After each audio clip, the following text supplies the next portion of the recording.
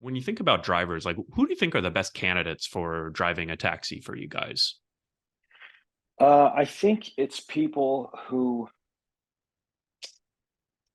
the 9 to 5 doesn't work for you, Hmm. right? I mean, if you don't want to have a if you don't want to have a boss breathing down your neck, if you don't want to have the rigor, the structure of a corporation to be under, if that's something you want to get away from, I Hmm. think taxis work. And if you're creative types are always have always historically been associated with driving taxi cabs Mm. because it gives you the freedom and the leeway to do what you want when you want it. Yeah. You know what I mean?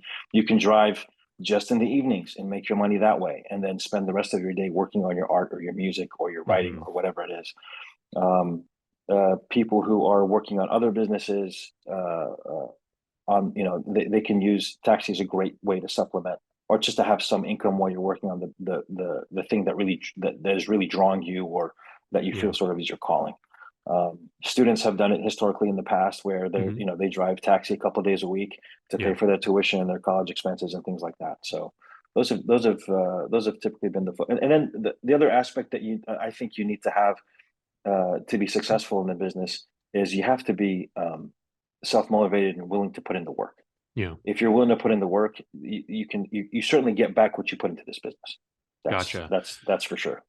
Definitely. No, I mean, I think it kind of parallels to a lot of the folks that we've come across that are looking to work in the gig economy. They obviously want to be Hmm. paid, but they like that flexibility. They don't like having a boss.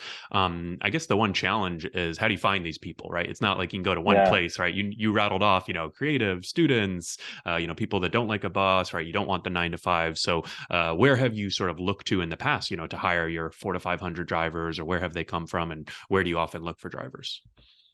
Yeah, I think the drivers that are with us have been with us for a while. Word of Hmm. mouth is a huge source for us. So when a Gotcha. driver comes in and he sees the kind of money that he can make driving a taxi cab, he often goes out and tells his friends, his families, Yeah. whoever it is, and that's pretty much how historically it's been when we recruit drivers. In the past, so driver recruitment is a new thing for us Hmm. because in the past it was really just word of mouth. You Gotcha. know what I mean? The pre Uber and Lyft, the money was so good in San Francisco that Hmm. you just hear about it. People would, you'd have somebody who was a cab driver. They'd have a cousin or a brother or a relative who Gotcha. came to immigrate to the country brand new, and they'd say, "Hey, best way to start making money right away, drive a cab." Hmm. And they would be making good money. They'd kind of get stuck into it. There's so many people that I've talked to over the years who said, "Hey, I was just going to drive for a month or just for Yeah. 6 months until I got out of college, and here I am, 10, 15 Yeah. years later, still driving a cab."